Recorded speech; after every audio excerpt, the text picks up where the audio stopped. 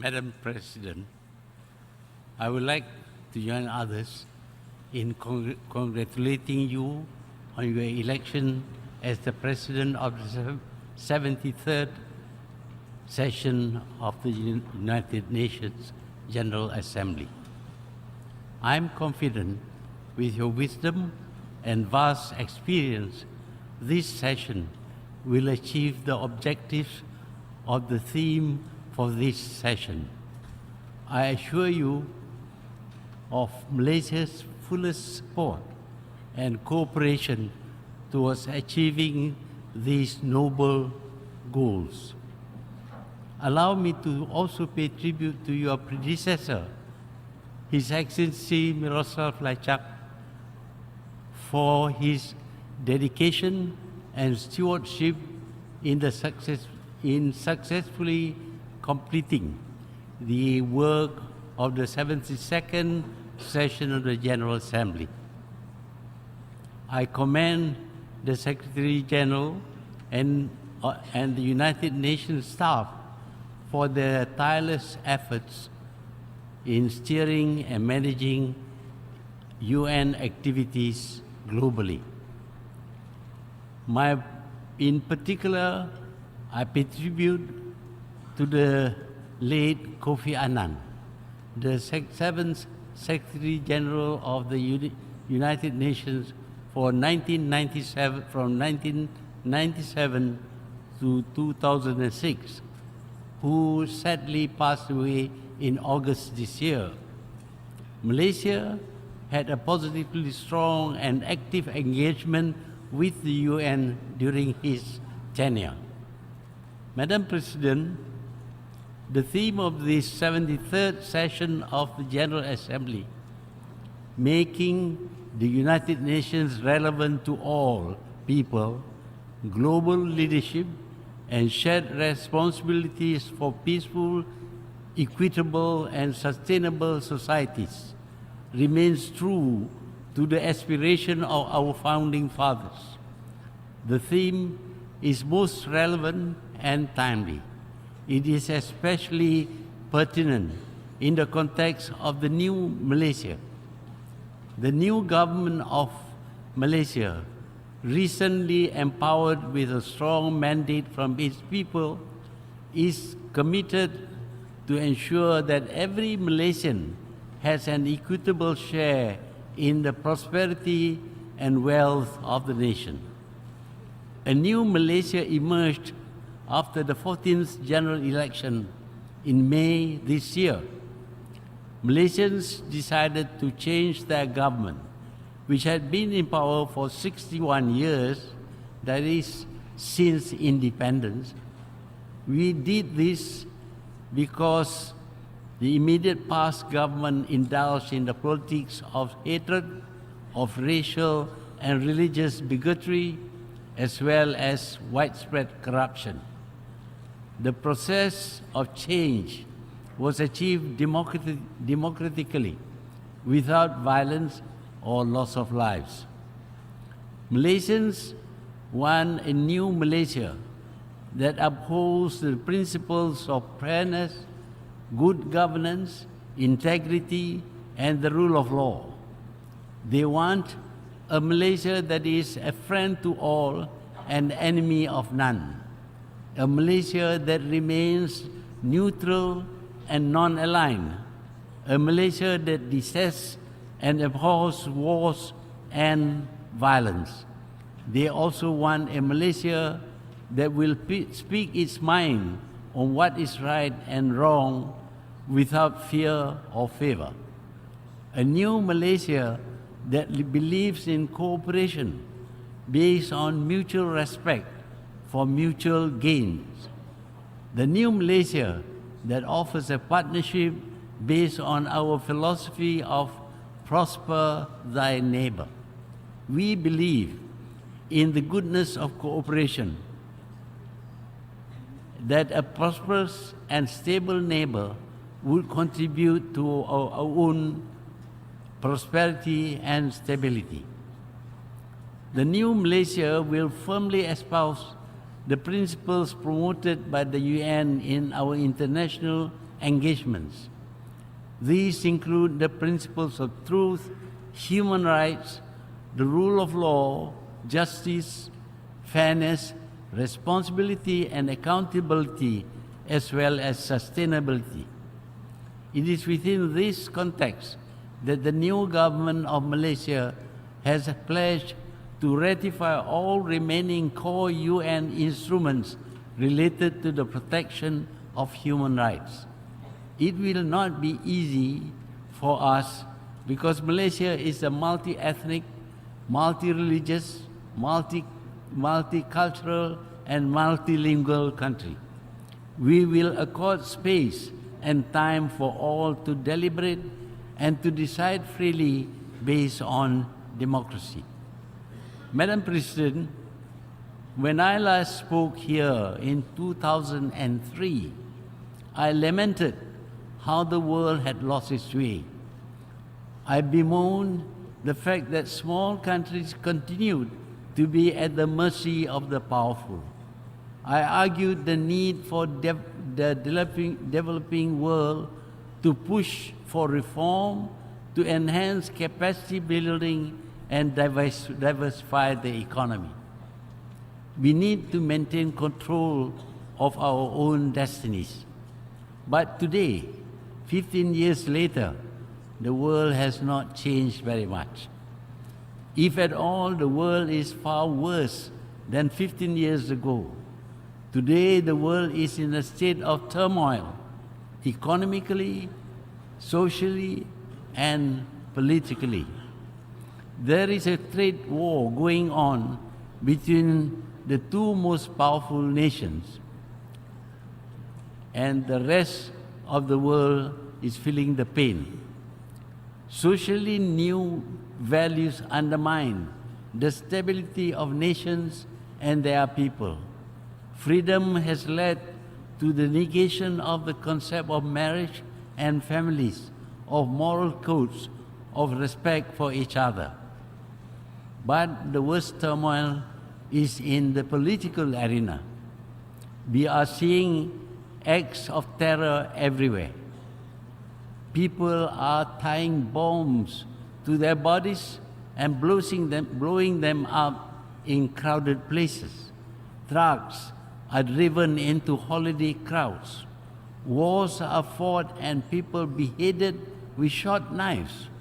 Acts of brutality and are broadcast to the world live. Masses of people risk their lives to migrate only to be denied asylum, sleeping in the open and freezing to death. Thousands starve and tens of thousands die in epidemics of cholera. No country is safe. Security checks inconvenience travelers. No liquids on plane. The slightest suspicion leads to detention and unpleasant questioning. To fight the terrorists, all kinds of security measures, all kinds of gadgets and equipment are employed. Big Brother is watching, but the facts of terror remains. The acts of terror remains. Malaysia fought the bandits and the terrorists at independence and defeated them. We did use the military, but alongside and more importantly, we campaigned to win the hearts and minds of these people. This present war against the terrorists will not end until the root causes are found and removed from, and the hearts and minds are won. What are the root causes? In 1948, Palestinian land was seized to form the state of Israel. The Palestinians were massacred and forced to leave their land. Their homes and farms were seized. They tried to fight a conventional war with help from sympathetic neighbors. The friends of Israel ensured this attempt failed.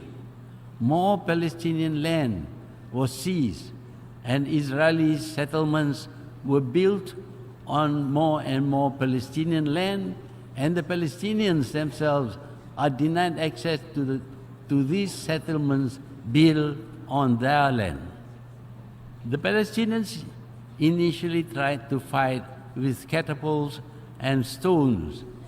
They were shot with live bullets and arrested. Thousands are incarcerated. Frustrated and angry, unable to fight a conventional war, the Palestinians resort to what we call terrorism.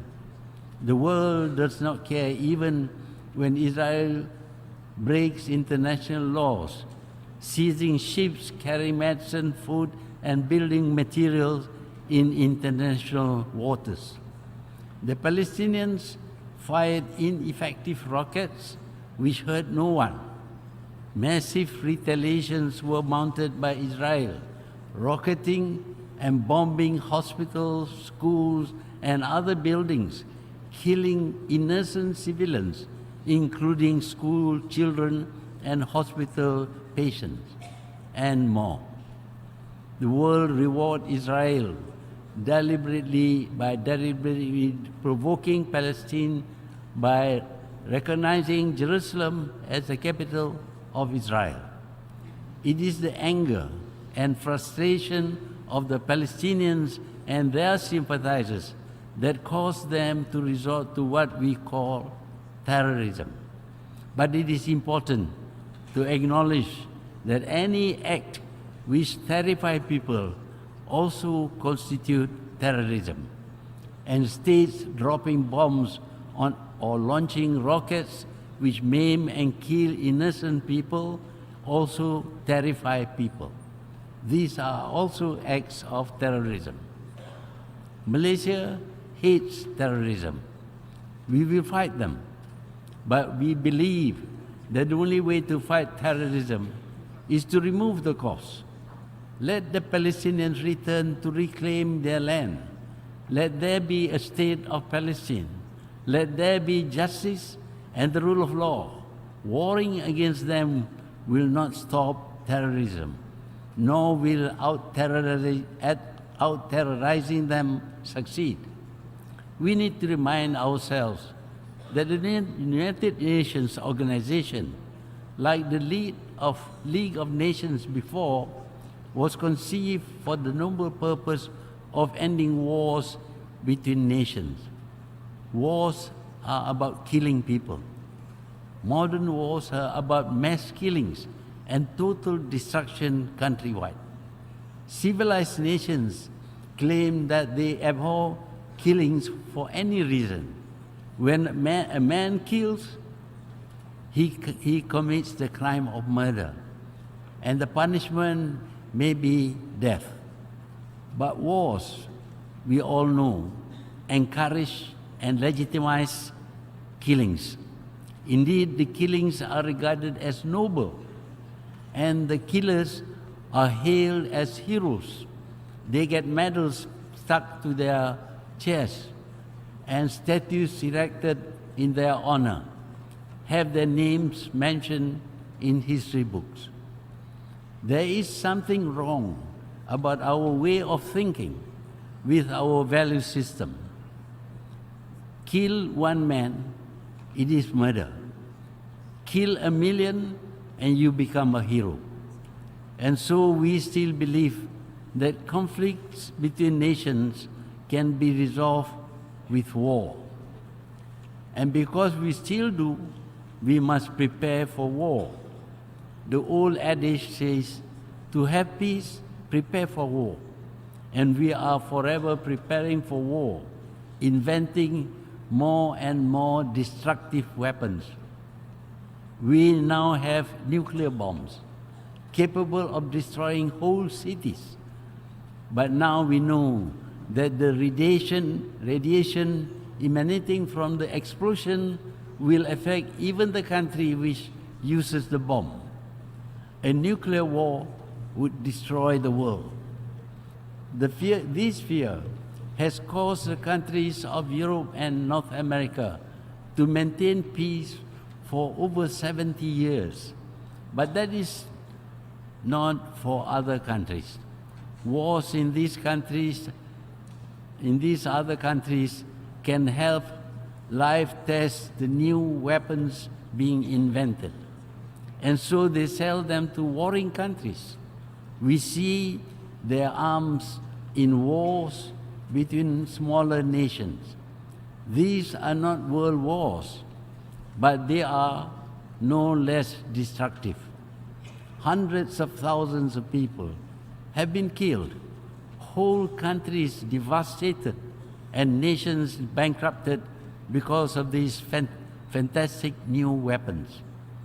But these wars give handsome dividends to the arms manufacturers and the traders. The arms business is now the biggest business in the world. They profit shamelessly from the death and destruction they cause. Indeed, so-called peace-loving nations often promote this shameful business.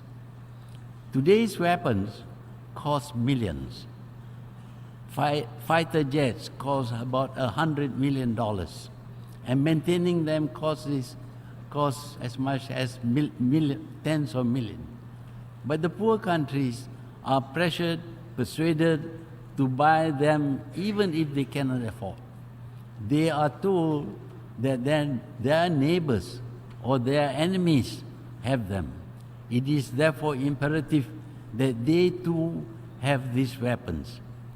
So, while the people starve and suffer from all kinds of deprivations, a huge percentage of their budget is allocated to the purchase of modern arms, that their buyers may never have to use them bothers the purveyors not at all. Madam President, in Myanmar, Muslims in Rakhine State are being murdered, their homes torched, and millions of refugees had been forced to flee, to drown in the high seas, to live in makeshift huts without water or food, without the most primitive sanitation. Yet, the authorities of Myanmar, including a Nobel Peace Laureate, deny that this is happening. I believe in non-interference in the internal affairs of nations. But does the world watch massacres being carried out and do nothing? Nations are independent, but does this mean that they have a right to massacre their own people because they are independent? Madam President, on the other hand, in terms of trade, the nations are no longer independent. Free trade means no protection by small countries of their infant industries. They must abandon tariff restrictions and open their countries to invasion by the products of the rich and the powerful. Yet the simple products of the poor are subjected to clever barriers so that they cannot penetrate the markets of the rich. Malaysian palm oil is labeled as dangerous to health, and the estates of these palm oil trees are destroying the habitat of animals. Food products of the rich declare that they are palm oil free.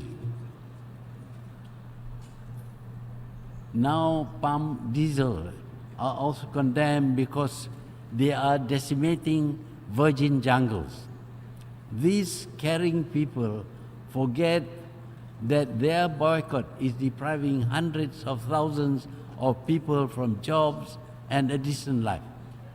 We in Malaysia, we care for the environment.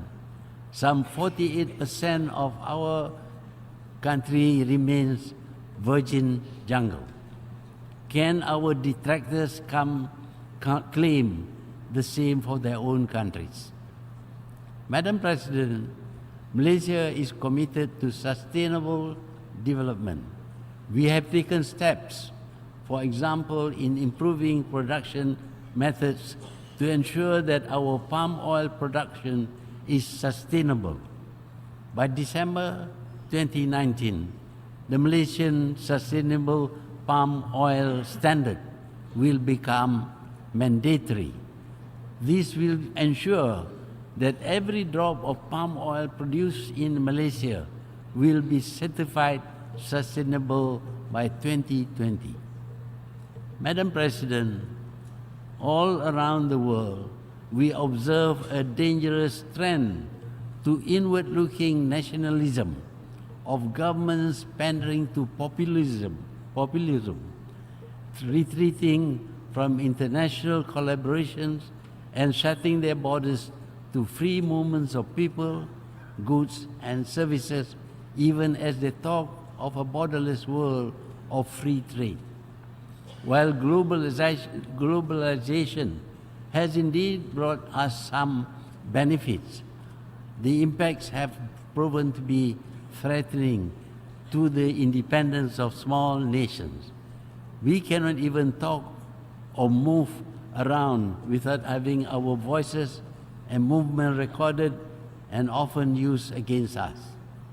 Data on everyone is captured and traded by powerful nations and their corporations.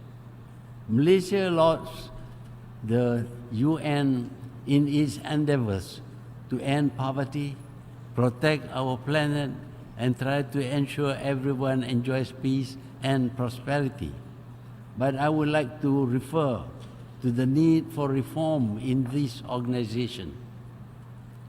5 countries, on the basis of their victories in wars fought 70 years ago, cannot claim to have a right to hold the world to ransom forever.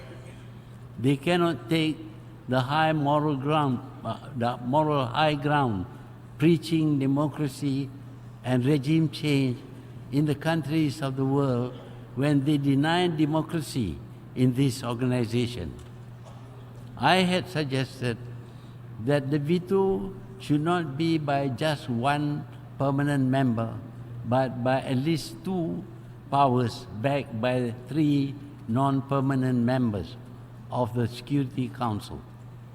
The General Assembly should then back the decision with a simple majority. I will not say anymore. I must admit that the world without the UN would be disastrous. We need the UN. We need to sustain it with sufficient funds. No one should threaten it with financial deprivation. Madam President, after 15 years and at 93, I returned to this podium with the heavy task of bringing the voice and hopes of the new Malaysia to the world stage. The people of Malaysia, proud of their recent democratic achievements, have high hopes that around the world we will see peace, progress, and prosperity. In this, we look towards the United Nations to hear our pleas. I thank you, Madam President.